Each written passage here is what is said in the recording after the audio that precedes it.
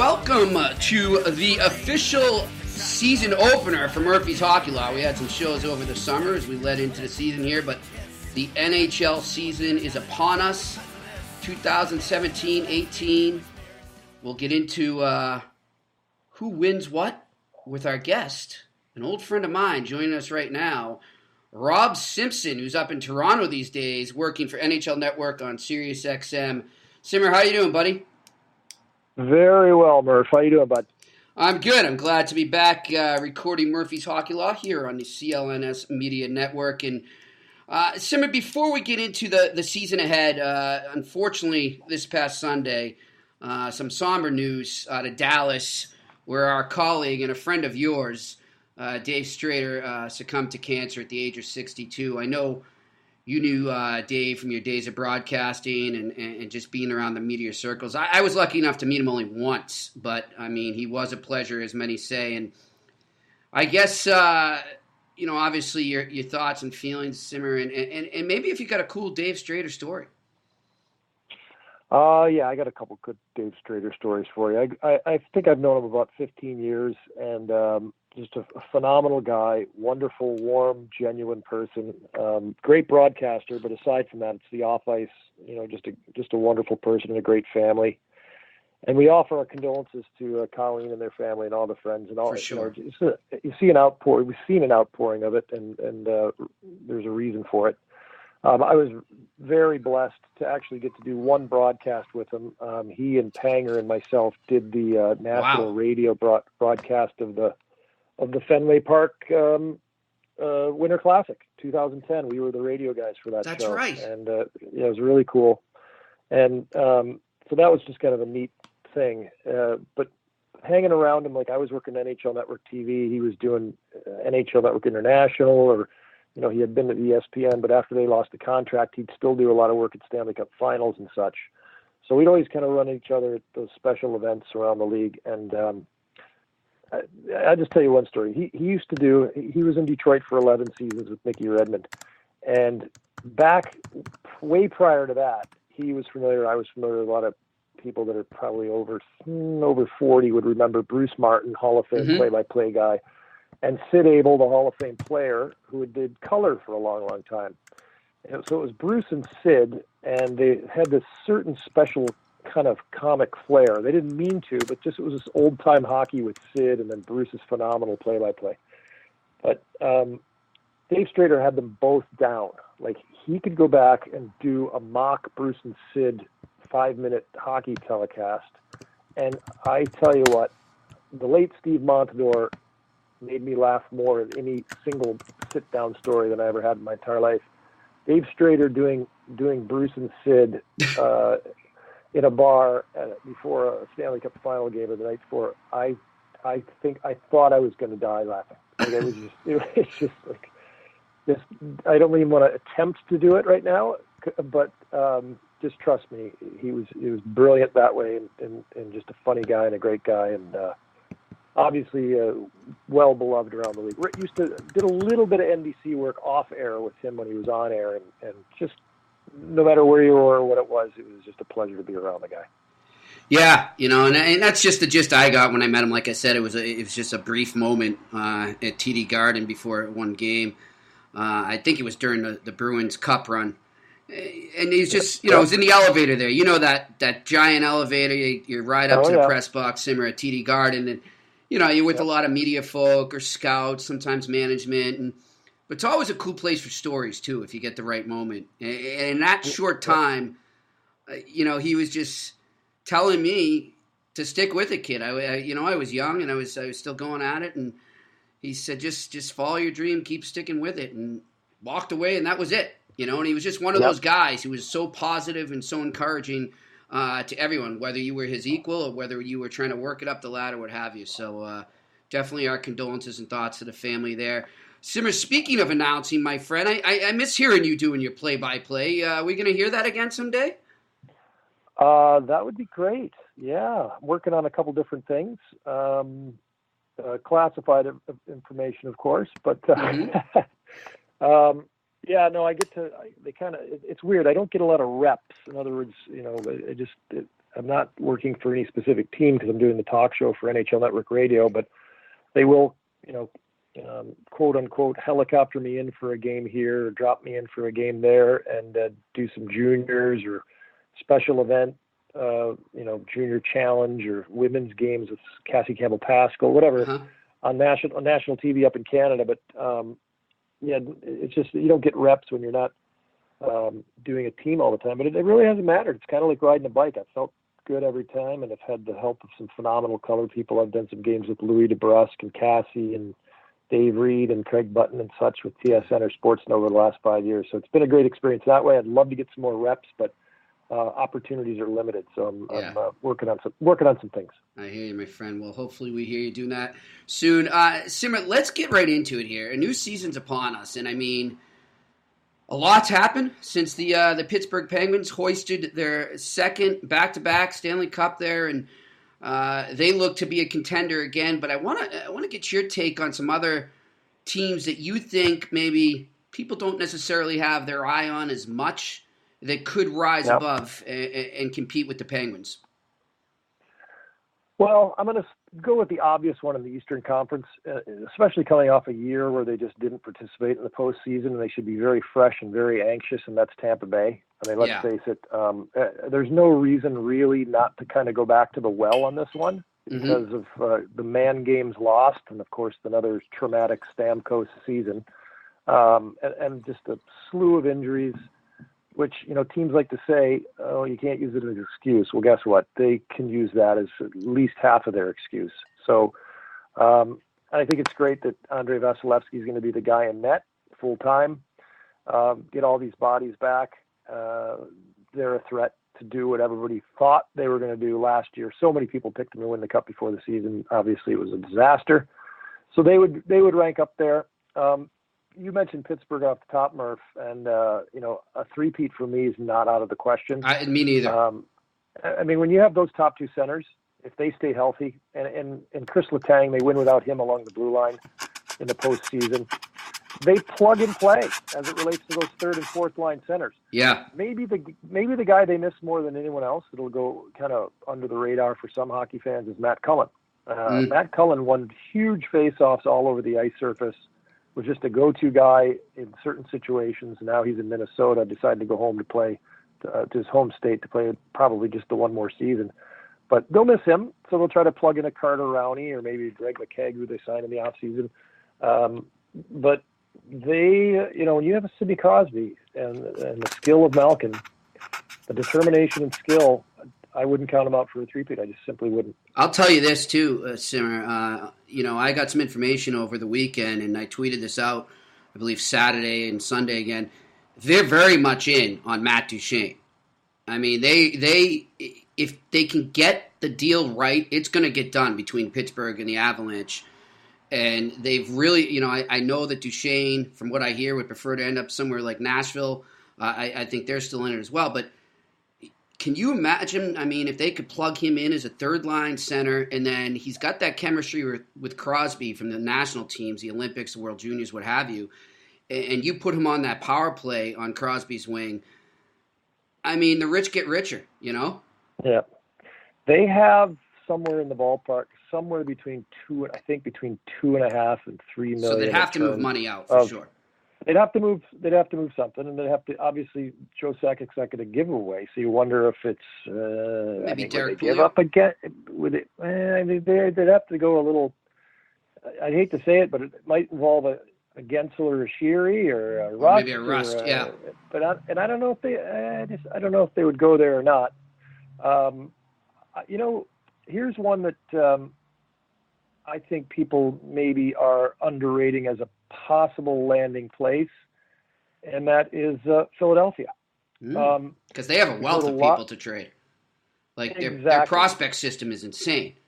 Prospect system is insane. They're deep. Like I've heard a lot about on the air on our talk show on Sirius XM in the mornings. We talked about Carolina's glut of fine young defensemen coming through the pipeline. Philadelphia's kind of in a similar boat now that Sanheim has shown up and a couple other players. They have plenty of cap room. They've already talked about moving Giroux to a wing. They have Nolan Patrick, obviously, who's just coming out of the draft, who's young. Sean Couturier. They could really, I think it would be a perfect fit in Philadelphia. Nobody seems to mention it. We hear Columbus, which it seems to be a glaring need. We hear Carolina, which they're young everywhere, would be a need. Montreal has come up. I think Philadelphia, and that's a franchise that's very active in terms of wheeling and dealing, never afraid to pull the trigger. So I look at the Flyers as a possible landing spot. And I'm sure they'd love to. I'm sure they'd love to jump in there and steal them from the Penguins as well. Oh, absolutely. But then again, the Pens, when you consider what they have 1-2 and they consider their cap space, do they want to mess with giving up some of the talent that they have around Sid and Evgeny and Gino? I'm not sure about that. And I'll say too, Simmer, one thing before we move from Pitt. Keep an eye on Riley Sheehan as well. I know they're interested in him, and that's a much cheaper alternative there. Could play a Nick Bonino type role if they were to get him. I was going to say my other team, because I stuck to the Eastern Conference. I'll just throw out there because you're going to go elsewhere or maybe go west a little. But I love Anaheim this year. Love Anaheim. Yeah, I'm with you. Every time they kind of have I wouldn't say it was an off year, but not an Anaheim type year. And they bounce back. And now they've got some really good youth coming into that team, Simmer, especially on D, eh? Yeah. Just kind of go through the key points. Strength up the middle, blue line, and goaltending. Mm-hmm. I love the fact that Ryan Miller's brought in to be John Gibson's backup. That's a hell of a backup. And I realize he's advanced age, 36, 37 years old, whatever it is for Miller. But if something were to happen, so many teams like Toronto, for example, Edmonton, teams that they are up and coming or contenders already. You always hear, well, what would happen if they lost their starting goalie or Carey Price? You'd be like, deep trouble. But if John Gibson were to get hurt or to struggle and Ryan Miller had to step up and play 40 games, I'd be utterly confident in that situation. Yeah. Francois Beauchemin, the veteran, comes back to join the blue line, a little stabilizing force to provide a little balance of what they have there with Cam Fowler and Sammy Vatanen. They have a couple of injuries to start the season. Vatanen's been banged up. Ryan Kessler's out. Hampus Lindholm. But this is a team that has traditionally in the last, 2-3 years, taken kind of the first third or first half of the season off and gone ahead and won the division anyway. So, And then they have the Getzlaf. They have the combo up the middle with Kessler when he's healthy. And Ricard Raquel has been developing wonderfully. Anaheim, I think, is primed this season to be a powerhouse. Yeah, I'm with you. I'm telling you, I've been working on my NHL preview before we recorded this, and it's taken me a lot longer than planned. It's really tough. Every year it seems like it's tougher, Simmer. You get the competition. It's so thin, that margin, and there's some teams I'm looking at in the West that I don't necessarily want to leave out of the playoff picture, but then you have to really, I guess, put the microscope on them and really make sure you're making the right call.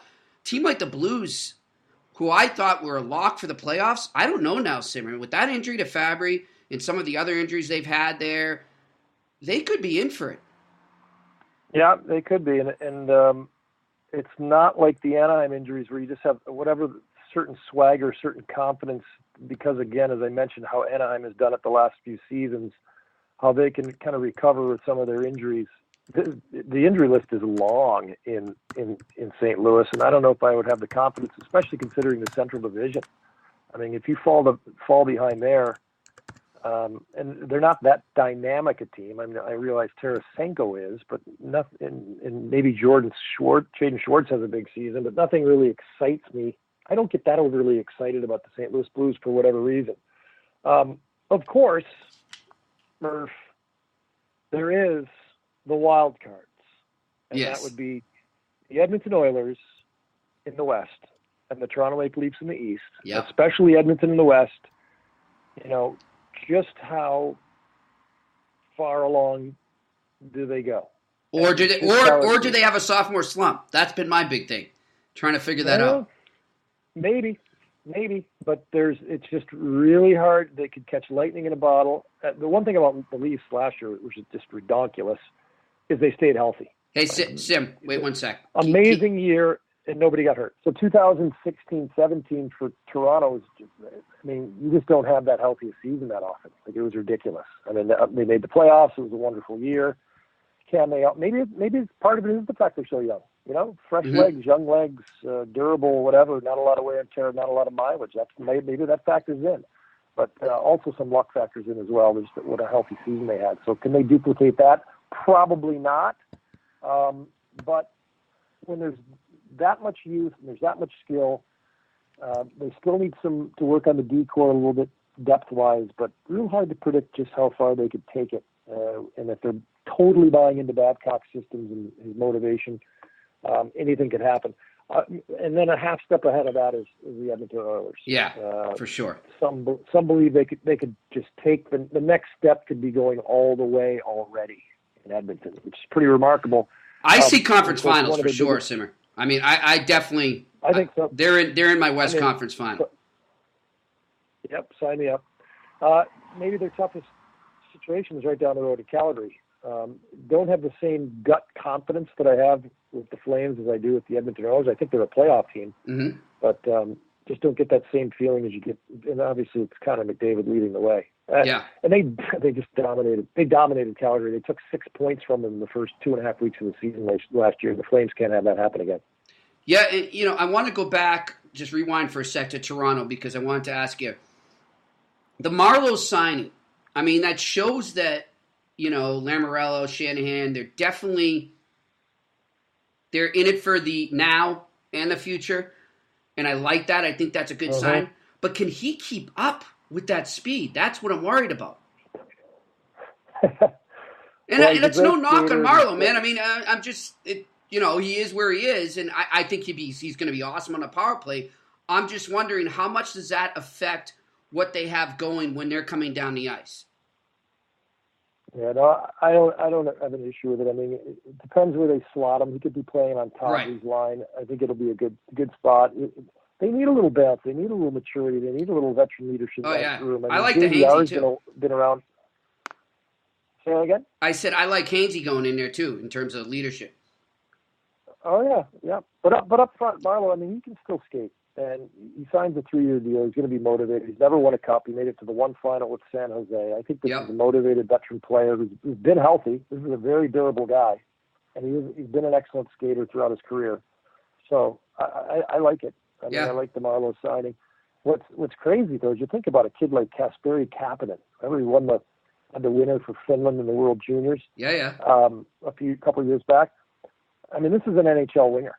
Yeah. And there's just no spot for him. So, I mean, they have assets to deal if they want to tweak. I mean, eventually, I remember watching this kid play for the Marlies in the AHL playoffs 2 years ago. So, in other words, how long until he and maybe one or two other guys are kind of saying, all right, listen, it's either I'm playing or you got to get rid of me, or the agent says, okay, we have to do something here. And Kasperi Kapanen's a perfect example. Here he is thinking he's probably going to get a slot on that wing finally, and they signed Patrick Marleau. There's just no room up front for some of these guys. It's a good problem to have. It's a good problem to have, but also, I think in terms, I heard Lou Lamoriello on this past week with Chris Nyland and Sean Campbell up on TSN 690 in Montreal, and, he's very heavily advocating that they push the draft age to 20. And obviously it's for what he's about to face. He's gonna get slammed when a lot of these young guys are coming up on their contracts. So that's even more so to keep an eye on some of the prospects you're mentioning there being dealt, because they've already got some guys I'm sure they've identified they need to sign. And you look at a guy like that, and hey, maybe you call that team you mentioned that you think is going to be a sleeper, the Anaheim Ducks, who have plenty of defensemen that Toronto could use. Yeah. Well, Nylander's an RFA after this season. Matthews obviously has 2 more years. Mitch Marner obviously has 2 more years before their RFAs. And the cash register will start to ring. This is a big decision-making season for Lou Lamoriello in terms of the analysis, because besides Nylander as an RFA, they have a couple of UFA decisions to make, like JVR. For example. Yeah, I don't think he lasts a year there. Well, Bozak's the other name that comes up also, where he actually lasts through the deadline. His name's been thrown around forever. He's making more than $4 million at center. So well, they have some decisions to make, and they'll make them. But they're pretty scientific these days, and I think they kind of have a plan moving forward as to how they're going to meet that salary cap demand and how they'll shuffle their personnel.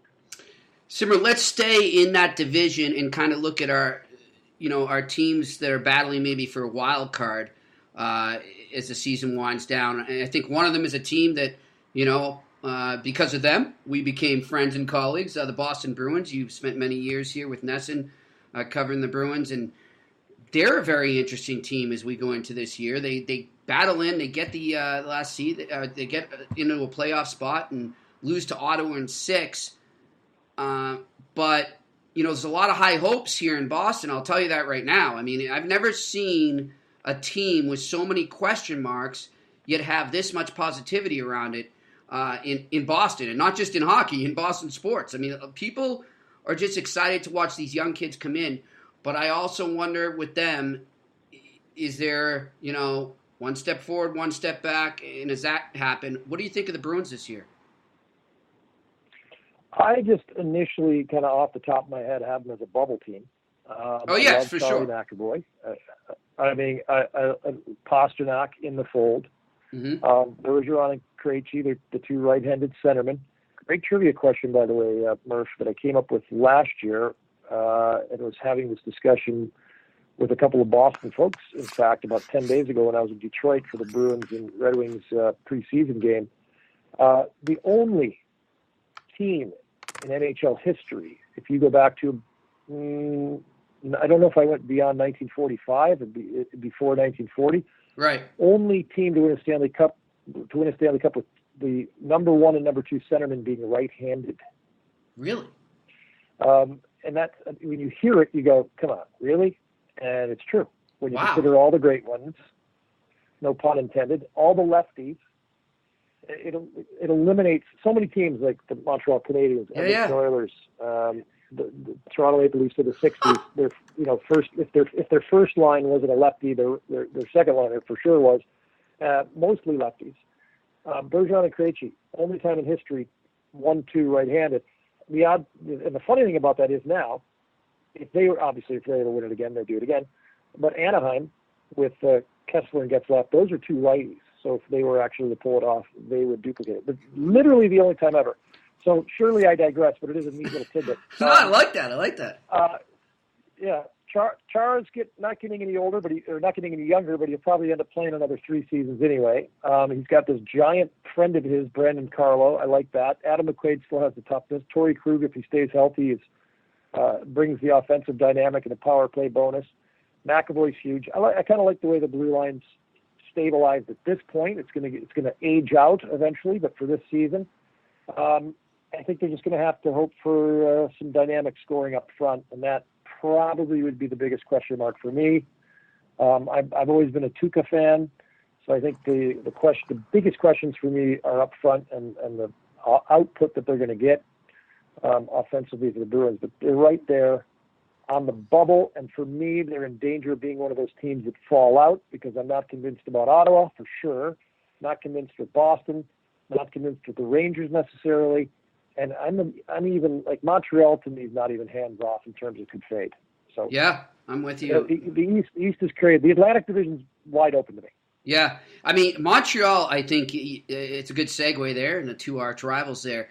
And I spent some time there, Simmer, and you and I have had some good times up there, but that's for another type of podcast. But yes, sir. Yeah, but they could be to me right now one of the most interesting teams in the NHL coming into this season. They've had a horrible offseason in my eyes. Well, I shouldn't say that. They did get Jonathan Drouin, which I think is a great addition. But their defense took a huge step back. They really sucked for most of the preseason, and I know you can't put too much weight on that, but I mean, it did show you exactly what I just said. Their defense took a step back. They still don't have that big number 1 centerman that they want. It's so interesting to me where this team goes, because for me, it's make or break for Marc Bergevin. So you know that he's gonna. Now I think he's a smart guy, and I don't think it will let him overcome him, but it will pressure him. There will be desperation on his part. if they're up against it as the trade deadline approaches to make a huge deal and push them over the top.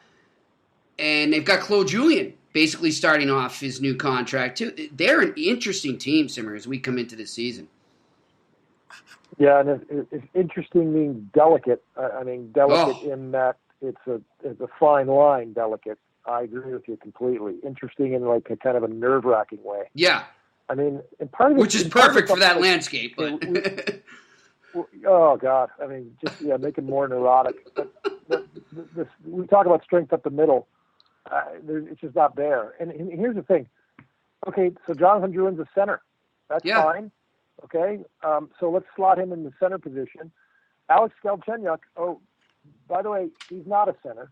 I mean, remember he was a center, and then he wasn't, and then he for sure was a center. Okay, now he's not. Remember a center. They openly shopped him. So yes, they openly shopped him. So it's Duran, Philip Pinot, Buchanan, who the only thing we got going for him is it's back to contract year, and then Torrey Mitchell. So good luck with that. Brendan Gallagher, in your top six, I don't know what you're going to get from him at any given period of time. Max Pacioretty, I like Max, and he can snipe and he brings elements to the table. But the depth up front and that center position could be their undoing. And you mentioned they got weaker along the blue line. Mark Streit, really? I've seen him get walked 3 times in the preseason. He might have just been a turnstile. Yeah. So there's some question marks, and I don't care how good Carey Price is. They're interesting. I'll go with your word. And dare I say he's fragile too, Simmer. I mean, I know I'm going to set off fire alarms in Montreal, but don't even talk about it. I know, but I mean, there's been some tough injuries along the way here in the last couple of years. I know. We just lost all our Montreal listeners.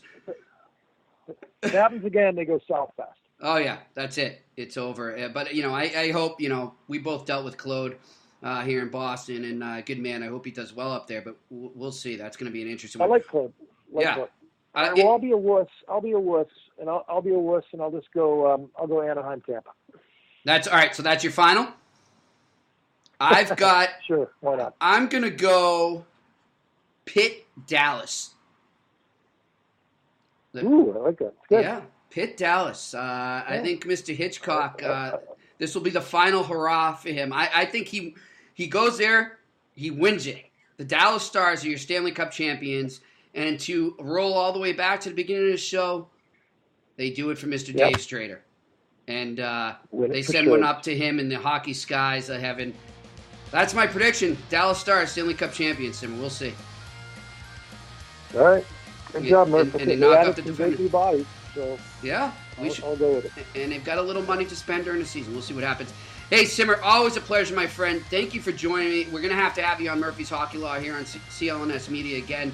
Hopefully we can do it in person in Boston. You up for that? I would love that. That would be great. We'll go back to our old haunts and we'll make it happen. Simmer, good luck this season. Thanks, enjoy the hockey. Rob Simpson of NHL Network joining us here on Murphy's Hockey Law.